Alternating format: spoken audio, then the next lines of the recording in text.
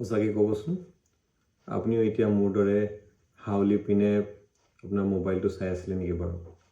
যদি আপোনাৰো ডিঙিৰ বিষ, মূৰৰ বিষ আৰু কান্ধৰ ওপৰত এটা গধুৰ বোঝা লৈ থকা যেন লাগে, তেন্তে আপুনিও টেক্সনেক নামৰ সমস্যাটোৰ সন্মুখীন হৈ আছে। যেতিয়া আমি ফোন চাবলৈ মূৰটো 60 ডিগ্ৰীতকৈ তললৈ নমাই দিওঁ, আমাৰ মেৰুদণ্ডৰ ওপৰত প্ৰায় 27 কেজি বা 60 পাউণ্ড অতিৰিক্ত চাপ পৰে। ভাবি চাওক, আপুনি যেন ডিঙিৰ ওপৰত এটা সৰু বাচ্চা উঠাই লৈ ফোন চলাই আছে। মনত ৰাখিব, আপোনাৰ ডিঙিটো ফোনৰ ওচৰলৈ লৈ নাযাব, ফোনটোহে চকুৰ সমান লেভেলত লৈ আনিব। কিন্তু চিন্তা নকৰিব, আপুনি চকীত বহি থাকিয়ে কেইটামান সৰল ব্যায়ামৰ জৰিয়তে এই সমস্যাৰ পৰা মুক্তি পাব পাৰে। আজি মই আপোনালোকক তেনে দুটা বিশেষ ব্যায়াম দেখুৱাইছোঁ। ফাৰ্ষ্ট হ'ল চিনটাক। মূৰটো ওপৰতল নকৰাকৈ পোন ৰাখি থুতুৰিটো পিছফালে হেঁচি ধৰক, যেনে আপুনি এটা ডাবল চিন বনাবলৈ বিচাৰিছে।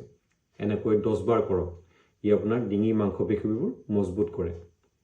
2 নম্বৰত আহিলে W ষ্ট্ৰেচ। দুয়োখন হাত ওপৰলৈ তুলি ইংৰাজীত W আখৰটোৰ দৰে ভাঁজ কৰক। এতিয়া কান্ধৰ পিছফালৰ হাড় দুখন একেলগে জোৰ দি টানি ধৰি ৰাখক। 15 ছেকেণ্ডমান এনেকৈ ৰাখক। ই আপোনাৰ বুকুৰ অংশটো মুকলি কৰি দিয়ে আৰু পিঠিৰ বিষ কমায়। আৰু কেইটামান এক্সাৰচাইজ ভিডিঅ'জ মই উপযোগী দেখি আপোনালোকৰ মাজত শ্বেয়াৰ কৰিছোঁ, চাবচোন। নিজৰ ভংগী বা পশ্চাৰ সঠিক ৰাখক আৰু সুস্থ থাকক।